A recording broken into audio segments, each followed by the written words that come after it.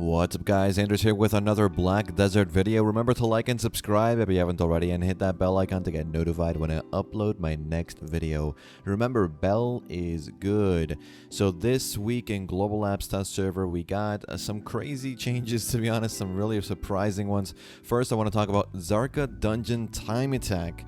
It's going to be a new sort of dungeon-esque time attack instance that you have to defeat in 7 minutes to get all of these buffs that you normally get through sort of adventure journals that we've been doing. So they've done this sort of 5-stage attack time thing. Should be started in English, I believe.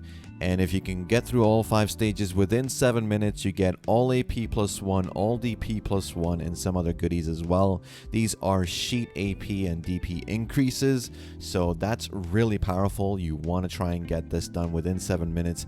We can't unfortunately test it out in Global Labs as usual, so hopefully next week in Korea it comes out and we can look at how it is over there. There's also a new bounty system that has been asked for, I think, as long as the game's been out in North America and Europe, as far as I can remember. Finally, we have something to look at here. Can't really test it out, unfortunately, so it will be coming live probably next week Korea, and probably in 2 weeks for the rest of the regions. So bounty system, you can become a sheriff of the Old Moon Guild by completing some quests. Sheriffs get notifications of wicked players. You earn prestige for killing these wicked players, and then you get a ranking system. So seasonal ranking system, don't know how long it's gonna last, probably like 2 months, 2-3 months.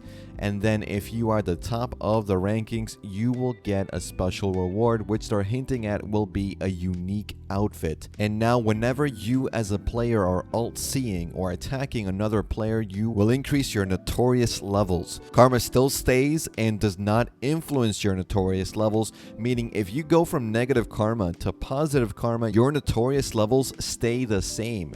It gets lowered every time you die to a sheriff, or you can pay a ransom to that Old Moon Guild to cleanse your notorious levels. Now, wicked players who are killed by these sheriffs get sent straight to prison in the desert. You can do the mining time thing there, or you can escape the prison to teleport back to your location. Normal players can at any time report a sighting of wicked players through a new menu.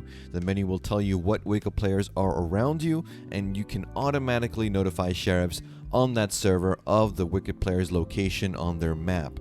If you have been a wicked player at some point in your career, your reported sightings of other wicked players will be highlighted in a different color, so sheriffs know your sort of background, so to speak. Normal players who have been killed by wicked players can ask up to 5 bounties at a time. There is no limit on the prize money you can put up. All the money goes to the Old Moon Guild, so as far as I can tell, these sheriffs aren't really getting paid for the money that you put up. You can't do sort of silver exchange in this regard. Sounds really interesting. I can't wait for it to go live to see how it goes. It should at least be very entertaining. Sage Rift Chain, completely demolished, I'd say. No more iframe on cooldown, it's instead super armor, and you get DP +20 and some grab resist while on cooldown. I don't think the DP +20 is going to do anything, to be honest, because Sage is so very squishy, and DP +20 is not going to save you.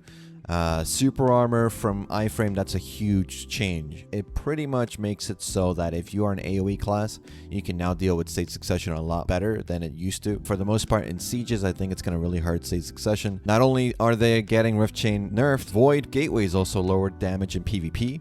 Spatial Collapse, lowered damage in PvP, and their Flow Finishing Touch is now a 17-second cooldown, so you can't just spam it. So they took a lot of the feedback I got from people that were getting killed by Sage Succession, or saying that Sage Suck in Node Wars was just too strong, and they've done something about it, which is very quick, considering a lot of people complained about Wizard and Witch for so long, and it took them quite a bit of time to even touch that class. So I'm sure those people that rolled from Wizard Succession to Sage Succession are now regretting their decisions. Sage Awakening received some buffs to skill links and camera turns.